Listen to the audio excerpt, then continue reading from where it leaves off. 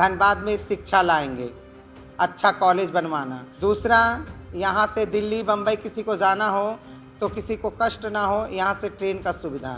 तीसरा होगा हमारा लक्ष्य जल का, पानी का यानी। और चौथा होगा यहाँ एम्स जैसा हॉस्पिटल ज़रूर होना चाहिए। कोयलांचल के थर्ड जेंडर संघ की जिला अध्यक्ष सुनैना सिंह ने इस बार धनबाद लोकसभा चुनाव में ताल ठोक दी है। जी हां, थर्ड जेंडर की एंट्री ने सबको चौंका दिया है। कल तक जो हाथ सभी को दुआएं देने के लिए उठा करते थे, अब वही ट्रांसजेंडर समाज के हाथ अपनी अध्यक्ष सुनैना सिंह राजपूत के लिए वोट मांगेंगे।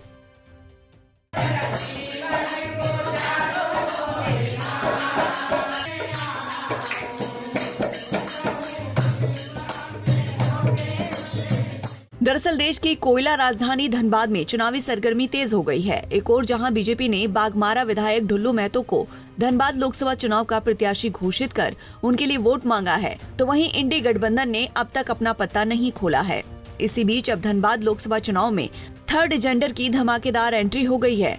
ट्रांसजेंडर समाज की अध्यक्ष सुनैना सिंह राजपूत ने अपना ग्रेजुएशन धनबाद के ही पीके राय मेमोरियल कॉलेज से पूरा किया है और उनका पालन पोषण झारखंड ट्रांसजेंडर संघ की प्रदेश अध्यक्ष छमछम देवी ने किया। बचपन से ही पढ़ाई लिखाई और समाज सेवा से जुड़ी रहने वाली सुनैना किसी पहचान की मोहताज नहीं है।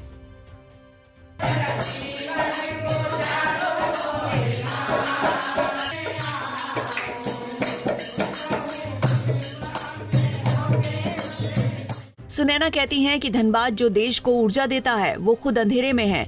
यहाँ के लोगों को दिल्ली, मुंबई या दक्षिण जाने के लिए आज तक डायरेक्ट ट्रेन नहीं मिली है। एयरपोर्ट और एम्स जैसे बड़े अस्पताल धनबाद से देवघर चले गए, पर जनप्रतिनिधि मौन रहे। इन्हीं मुद्दों को लेकर वो चुनावी मैदान में उतर रही हैं। सुनैना सिंह के मुताबिक आजादी के 75 साल बाद भी ट्रांसजेंडर समुदाय के सदस्यों को कुछ नहीं मिला है। अपने परिवार के सदस्यों से वर्षों तक उपहास झेलने के बाद भी सुनैना अपने जैसे और मिडिल क्लास फैमिली के सपोर्ट से चुनावी मैदान में उतरने जा रही हैं। देखिए, मेरा सोच तो यही है कि जो सरकारी सुविधाएं मिडिल क्लास को या उनसे भी नीचे के वर्ग को जो सरकारी सुविधाएं मुहैया नहीं है, उनको नहीं उपलब्ध है और नहीं मिल पाता है, उनको पहले उन तक पहुंचाऊं। और दूसरी बात, जैसे हमारा धनबाद कोयले की राजधानी, भारत सरकार को, गवर्नमेंट को इतना कुछ दे चुका, लेकिन धनबाद को उसके बदले में क्या मिला? वही भुखमरी, भ्रष्टाचार, बिचौलिया राज। आज भी फंड आता है किसी चीज़ का या कोई सरकारी संस्थान में कोई बात होती है या मेडिसिन की लाइन हो, चाहे कोई भी और मतलब हो, वो पिछड़ा वर्ग जैसे एक होता है ना, वैसे पिछड़ा हमारा धनबाद रह गया। जबकि धनबाद से बहुत कुछ फ़ायदा हुआ भारत सरकार को, लेकिन धनबाद को हमारा कुछ नहीं मिला आज तक।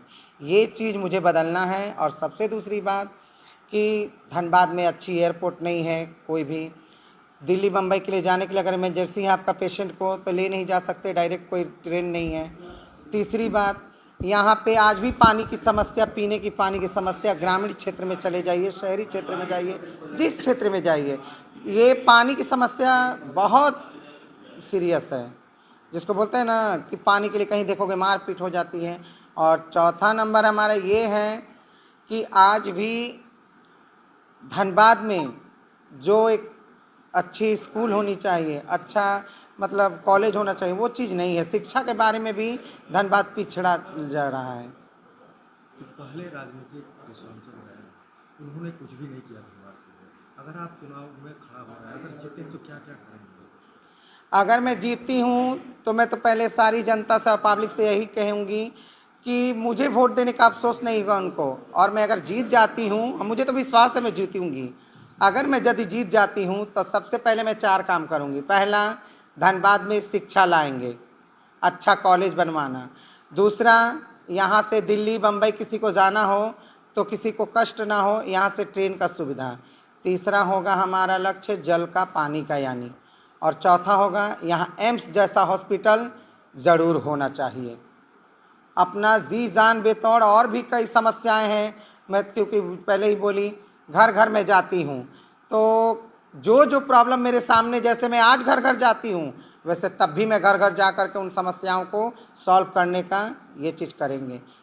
अभी जो आप किसी के घर पर भी जाते हैं तो किस नज़र से देखते हैं? चुनाव में जीतने के बाद अगर लोग जिस तरह से आशीर्वाद देंगे, तो क्या लगता है कि लोग जो है वो उसका लोग का देखिए कहीं ना कहीं लोग का प्रेरणा ही है और विश्वास है कि मैं एक थर्ड जेंडर कमेटी से आते हुए भी आज मैं लोकसभा कैंडिडेट बनने जा रही हूँ और लोगों का पूर्ण विश्वास है और हमें अपने आप से ज़्यादा अपने पब्लिक पे विश्वास है कि हमें अव्वल नंबर से जीत दिलाएंगे और हमें ही वोट देंगे। बहरहाल वर्तमान राजनीति में थर्ड जेंडर की भागीदारी शून्य है, जबकि एक समय ऐसा था जब देश की पहली ट्रांसजेंडर विधायक और महापौर मध्य प्रदेश से निर्वाचित हुए थे। इनके प्रतिनिधि बनने के बाद से ही देश में एक नई राजनीति की शुरुआत हुई थी, लेकिन बदलते वक्त ने थर्ड जेंडर को राजनीति से बाहर कर दिया। लेकिन इस बार झारखंड के कोयलांचल में थर्ड जेंडर की चुनावी मैदान में दावेदारी ने इनके समाज में जान फूंक दी है। पंजाब केसरी टीवी के लिए धनबाद से नीरज कुमार की रिपोर्ट।